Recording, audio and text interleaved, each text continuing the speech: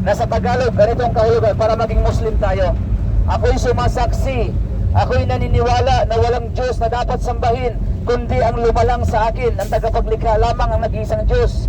Doon lamang ako sasamba. Pangalawa, ako'y sasaksi, maniwala na si Muhammad at si Jesucristo, sila ay mga propetang dakilang mensahero at sugo lamang ni Allah. Kapag yun ang pinanggit mo, ay nagiging Muslim ka na, pero kailangan bukol sa kalooban. Hindi yung napipilitan kayo. Kasi sa Islam, wala namang sapilitan sa relihiyon. Malaya po tayong mamili. Kasi meron na tayong talino eh. Binigyan tayo ng talino ng Diyos. Alam natin ang mali at alam natin ang tama. Diba? So, kung manatili ka sa kamalian, may paglalagyan ka ng sa kabilang buhay na impyerno. Kasi ang mali ay mali. Kamalian, patungo sa impyerno. Pero kung kunin mo ang tama, napagtanto mo na ang Islam ang tama at katotohanan, meron kang paraiso sa kabilang buhay na naghihintay. No? Kasi lahat ay nangangailangan ng kaligtasan dito. Meron ba sa atin dito gusto ng impyerno? Bibigyan ko ng 1,000. Gusto ng impyerno? Wala siguro, di ba? So lahat tayo gusto ng paraiso. Kaya isipin natin mga kababayan, hindi po tamang kasabihan na minsan kasi sa ating sarili, nasabihan ko dati, nung Katoliko pa ako, kasi kuwan ako sa simbahan eh. Matagal ako naglingkod sa simbahan. So nag-practice din ako ng sakristan din, pero hindi natuloy. Nagtagal ako sa choir. Sabi ko sa sarili ko dati, dito na ako namulat sa Katoliko, dito na ako mamamatay. Pero napagtanto, mali pala itong gatong kasabihan. Eh paano kung ang kinamulatan mo ay sa impyerno ka mahuhulog? Hindi ba iligtas mo ang sarili mo? Hindi ka ba maghanap ng kaligtasan? Hayaan mo bang mahulog ang sarili mo sa impyerno? Susunugin ka doon? So, halimbawa, kung ikaw ay pinanganak na mahirap, hindi ba ikaw magsikap para ikaw ay maasinso? Hayaan mo bang sarili mo sa kahirapan? Eh, hindi pwede.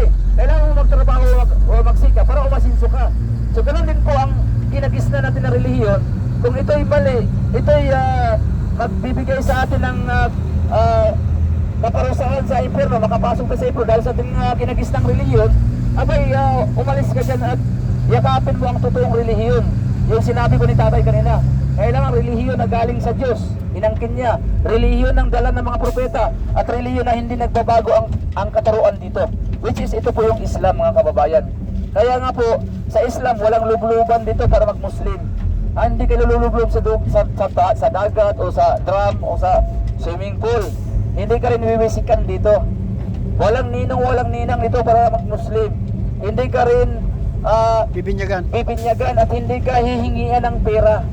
Sa Islam po, para malinaw sa inyo, ito lang yung relihiyon na hindi nanghihingi ng pera sa mga tao. Unlike sa ibang relihiyon na hindi naman napasintabi po, pagka nagsasalita sila sa kalsada o saan mang lugar, may supot. Merong supot, no? Nanghihingi sila ng donasyon para sa Diyos. Pero sa Islam po, hindi po nyo makikita ng ganito. Kami pang magbibigay sa inyo ng regalo, no? Wala pong ikapo dito sa Islam. Sa ibang reliyon kasi may ikapo. 10% kumbaga. Alam mo, sumasahod ka ng 10,000, yung 1,000 nila, 10%, kukunin nila sa kanilang mga pastor o namumuno na kawawa ka, pabili mo na lang sana ng Bigas. isda o bigas, kukunin pa nila. So sa Islam bawal po ito. Tayong mga mahihirap na mga Muslim, tayo pa ang binibigyan ng mga mayayaman na mga Muslim, no? So, opo, tanong po kayo eh. Kaya ang yumayaman mga pastor. Opo. Na walang kapangyarihan. Opo. Ano pong tanong niyo kuya? Ay tinatanong ko nga lang kung halimbawa katulad ni Jesus. Opo. Walang kapangyarihan. Oo. Tao na sila. Alam mo kuya, malapit ka na sa Islam. Kasi yun ang paniniwala ng Muslim. Si Jesus ay tao lamang, pinanganak ni Maria. Kasi si Maria tao. Alam mo si Maria mag-anak ng Diyos. Tao si Maria, tao din ang kanyang anak. Di ba sa Biblia, sabi ni Kristo, bakit niyo ako pinagsisikapang patayin? Na ako'y tao na nagsasalaysay ng katotohanan, na narinig ko sa Diyos. Tao daw siya na nagsasabi ng katotohanan. Kaya tama yung sinabi mo kuya. Dahil tama ang sinabi mo, meron kang 50 pesos. Kuya, kunin ko kuya. Ay, sorry. So, sa Islam po, tao talaga si Kristo. Tao na chosen people. Pinili siya ng Diyos, ng Allah, para igabay niya ang mga taga-Israel. Diba? Sinabi ni Kristo sa Biblia, hindi ako nangaligaw o nangawaglit sa bahay ng Israel. Di ba? Sinugo siya sa Israel, hindi siya sinugo sa Pilipinas. Kaya kung aasa tayo ng ililigtas sa rin ni Kristo, hindi tayo kasali. Hindi naman tayo taga-Israel. Pilipino tayo eh. Di ba? So, isinugo lamang si Kristo sa mga tupa ng mga nangaligaw sa bayan ni Israel. Sino si Israel? Siya si Jacob. Si Jacob, Israel, isa lang po yun. Hindi po yan bansang Israel ngayon. Si Jacob po ang tinutukoy doon. Kasi si Jacob, meron siyang 12 na anak. No? Meron siyang 12 na anak. So, yun kuya, sa Islam kuya, naniniwala kami kuya, si Kristo ay isa sa dakilang propeta, sugo at mensahero lamang na nagmumula sa Allah, sa nag-iisang Diyos. Kaya nga, sabi ni Kristo, ito ang buhay na walang hanggan, ang makilala kanila na ikaw lamang ang tanging nag-iisang Diyos at ako si Kristo baga na kanyang isinugo. Di ba? John 17:3. Malinaw na sugo si Kristo. Ang sugo, propeta. Kaya ano paniniwala mo kay Kristo kaya? Siya ba ay Diyos o propeta? Sa katulad namin, Diyos. Diyos siya. Pero ang katotohanan talaga, sa iyong kalooban, sa iyong sarili, ano talaga paniniwala mo kay Kristo? Ayun na Diyos. At yung kinamulatan ko. Okay. Ngayon, pagbibigyan kita kuya, Diyos si Kristo. Ilan ba ang Diyos? Siya. Yung nasa taas, Diyos hindi po di ba? Yung sinamba ni Kristo, nagsugo kay Kristo, Diyos. Siya si Allah, yung tinatawag na Ama. O si Kristo, Diyos din. Ilan na ang Diyos natin? Bilangin niyo po. Diyos, nasa taas sa langit. Diyos Ama, Si Allah. Diyos Anak, Diyos Ama. Diyos Anak, si Kristo. Ilan na? Hindi pa kasamang Espiritu. Bilangin natin to. 1 plus 1 plus 1 equals? Tatlo. Magsisinungaling tayo kung sabihin natin isa yan. Pero yun ang turo sa atin ng pare. Na ang Diyos Ama matanda. Iba ang kanyang katangian, matanda. Baka puti pang balbas. Diyos Ama matanda Diyos Anak, bata. Si Bibi, bata. Diyos Espiritu Santo, nag-anyo siyang kalapati. may kalapati ba Diyos? Pag sama-samahin mga itong tatlo ito, nung nag-iisa sila, ang labas ito, alien. Paghaluin mo yung tatlo. Kape. 3 in 1 copy, di ba? So hindi po pwede. Kasi nga akong Kristiyano ako yan, no? Sinasabi nila namatay si Kristo, ang anak namatay. So namatay ang anak, sabi ng pare. Ilan pang Diyos natira? Namatay yung anak. Ilan pang natira? Dalawa pa. Diyos Ama at Espiritu. Ilan pa talaga ang Diyos? Isa. Bakit may dalawa pa? Diba, hindi ito paninira, pero kung ating gamitin ang ating talino, magising tayo. Para bang tornilyo na lumuwag, higpitan nga natin.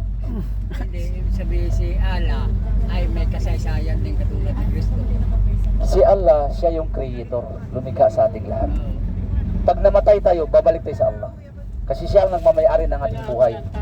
Opo. Si Kristo, hindi siya Diyos. Kasi si Kristo, nananalangin si Kristo na nagmamakaawa, umiiyak. Diba? Sabi niya, wama ko hanggat sa ari, alisin mo sa akin ang saro ng kamatayan. Umiiyak siya. Meron bang Diyos na umiiyak, kuya? Meron bang Diyos na nanalangin? May Diyos ba namamatay? Ang Diyos ba ay namamatay? Ang Diyos ba ay kumakain? Tinutuli? Si Kristo kasi tinuli ng ikawalong araw So ito'y kalapastanganan sa kadakilaan ng Diyos kung sasabihin mo siya na mayroon siyang pangangailangan. Si Kristo iba sa tagapaglikha. Si Kristo katulad nating tao. Pinanganak siya ni Maria, no? Na kumakain, pinadidi ni Maria, no? May kahinaan. So ito'y pasintabi po, no? Baka nasaktan ko ang inyong damdamin, pero totoo po ito mga kababayan. Si Kristo nilagay lang natin sa tama niyang kalagayan bilang propeta, bilang sugo po, na mayroon siyang sinasamba. Diba? Kasi ang Diyos ko tagapaglikha, diba? Si Kristo ba, may nalikha ba si Kristo? Wala, diba? Oo.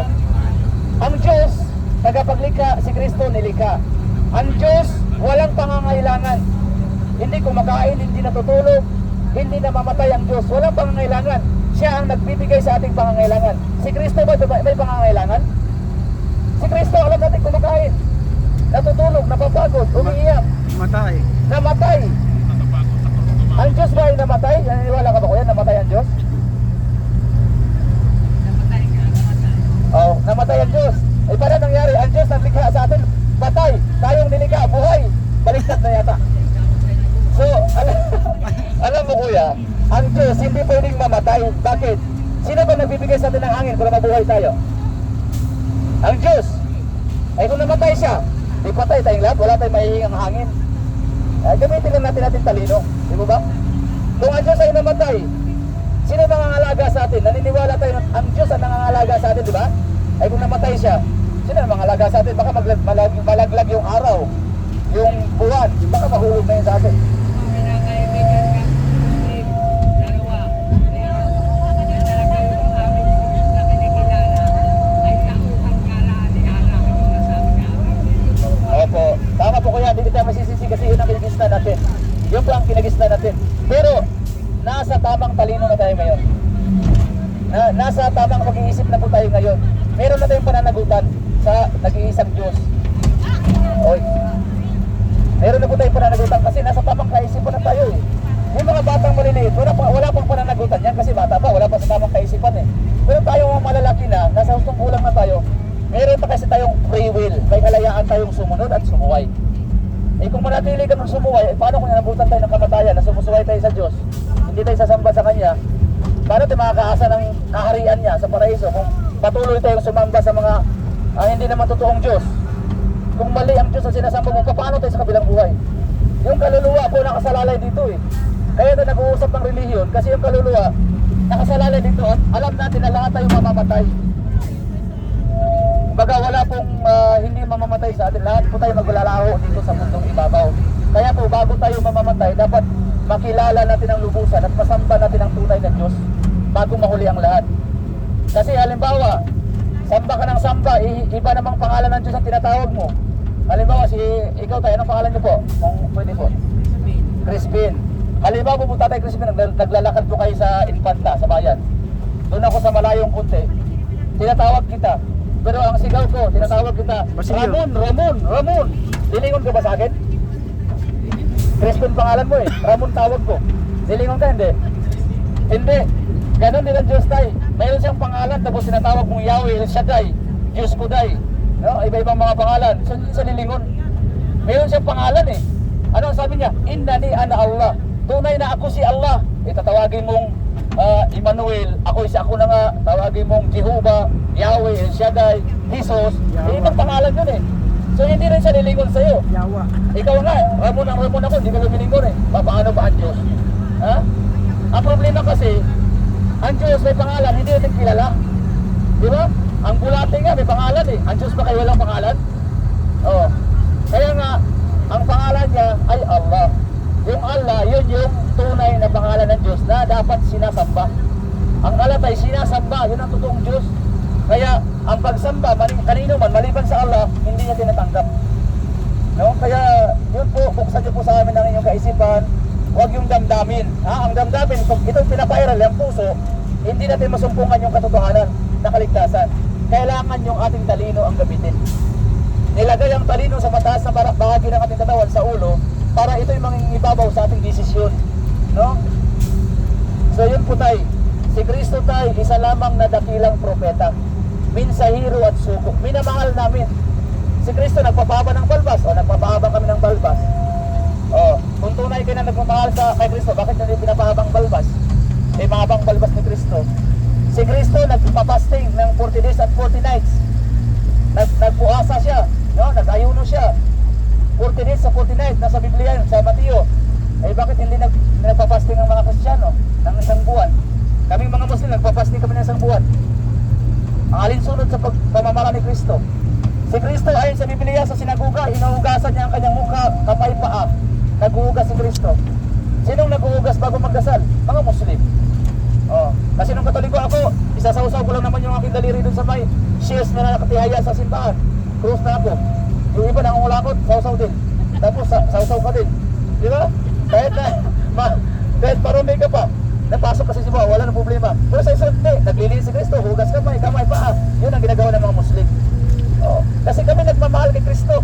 Ang pagmamahal kay Kristo, yung sundin mo ang kanyang paraan. Hindi yan pagmamahal yung pagsamba sa kanya. Pagmamalabis yan. Oo. Hindi naman sabi ni Kristo na sambahin siya. Sabi niya, sundin nyo ang kalooban ng Diyos. Ano ang kalooban ng Diyos? Yung pagsamba sa kanya. Di ba? So, salamat sa iyong ano.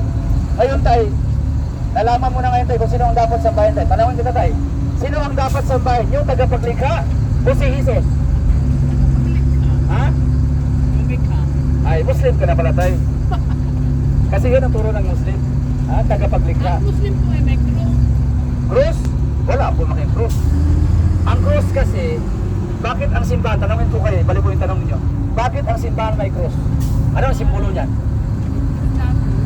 Ha? May cross nga po, Katoliko. Opo, bakit po may cross sa simbahan sa taas? Pagpapasal ni Kristo ng cross. Dahil ang cross, ang simbolo, kung walang pakuan sa cross, walang kaligtasan ng Kristyanismo. Kaya nilagay ang cross sa simbahan sa taas Yun yung pinapasal. dahil yun ang paniniwala sa kaligtasan ng Kristyanismo. Lahat ng sikta ng Kristyanismo naniniwala na kailangang mapako si Kristo. Kailangan mamatay para tubusin niya ang kasalanan natin. Diba? Pero sa Islam, walang cross ang masjid, ang muski namin. Dahil hindi kami naniniwala na si Kristo ay naipako at namatay sa cross. Hindi po namatay si Kristo, mga kababayan ko. Hindi rin siya naipako sa cross. Yun ang turo ng Islam. Si Kristo ay hindi namatay, hindi napako sa cross. Ano ang patunay namin? Sinabi po ng Diyos, ng Allah sa loob ng banal na Quran. Sabi niya, "Wama kataluhu, wama salabuhu, walakin syubbiha lahum." Arabic po ito. Sa Tagalog, sinabi ng dakilang lumikha, si Jesus baga ay hindi nila napatay, na hindi nila naipako sa krus. Bagko si Jesus, nung nanalangin siya, nagdarasal siya, niligtas siya ng Diyos sa tiyak na kapahamakan. Tinulungan si Kristo. Ha? Diba sabi ni Kristo, Ama ko, hanggat maaari, alisin mo sa akin ang saro ng kamatayan, huwag ang aking kalooban, ang iyo ang masusunod ang iyong kalooban. Anong sabi ng Diyos sa loob ng sa Biblia? Sa Hebreo? Sabi sa Hebreo 5:7, dahil sa maningas na panalangin ni Jesus, maningas, tinugon o dininig ng Diyos ang kanyang panalangin. Kapag dininig ba, pinabayaan ba si Kristo o tinulungan? Dininig eh. Dininig, ibig sabihin, tinulungan siya. Kaya dito sa loob ng Quran, sa Islam, nung si Kristo ay dakpin ng mga Hudyo, Romano, para ipako siya, ang Allah ay nagpadala ng malakas na hangin at hinaplot si Kristo mula sa lupa, inangat siya, itinaas siya sa langit. Niligtas si Kristo. Kaya nung pumasok yung mga Romanong kawal, na mga Hudyo, ay ang nakita nila, ibang Jesus. Kasi bago nangyari yun, inipo ni Kristo yung kanyang mga disipulo. Di ba mayroong Last Supper? Last Supper na sa lamisa sila. Yan yung panahon na tinipo ni Kristo yung kanyang disipulo. Ang sabi ni Kristo, sino sa inyo aking disipulo na ang mukha ko ilagay sa mukha sa isa sa inyo at magsasama kami sa paraiso? Yung batang disipulo, di ba 12 disciple ni Kristo? 12 disipulo niya. Yung batang disipulo, sabi niya, ako yun. So yung tatlong ulit sinabi ni Kristo, sino sa inyo na ang mukha ko ilagay sa mukha sa inyo at magsasama kami sa paraiso? Ako yun. Pangatlong itinaas ng kamay ng batang disipulo. Nung sinabi ni Kristo, sige, ikaw na yun. Nung pagturo ni Kristo na ikaw na yun, dahil siya lang lagi ng taas ng kamay, yung batang disipulo, hindi pinangalanan na, batang disipulo lamang. Ngayon, bago pumasok yung mga kawal para nakpin si Kristo para ipako, yung niligtas si Kristo sa langit, itinaas ng Allah. Yung batang disipulo, yun ang hinuli ng mga nalumat na. Yun ang hinuli ng mga kawal. Yung kahawig ni Kristo, yung batang disipulo, yun ang kanilang hinuli at kinalagkan. Totoo yan na may naipako. Totoo na may naipako. Pero hindi yung si Kristo. Yun yung batang disipulo. Na ang mukha ni Kristo, inilagay sa batang disipulo, para na sa ganon, maligtas si Kristo. Na pagpagkamala nila si Kristo yun. Hinuli yung batang disipulo, nakamukha ni Kristo, at yun ang kanilang ipinako. Totoong may naipako. Totoo na may namatay. Pero hindi si Kristo. Diba, sinasadula sa Biyernes Santo, sinasadula, di ba? Yung taong nakalipa sa cross, tutusukin ng matulis na ipana, asibat, di ba? Bago tusukin, magsasabi yung tao, di ba? Diyos ko, patawarin niyo sila. Hindi nila alam ang kanilang ginagawa. Hindi nila talaga alam kasi hindi naman si Kristo yun eh. Si Kristo nandun sa langit, tinigtas ng Allah. Buhay na buhay. So, kaya sa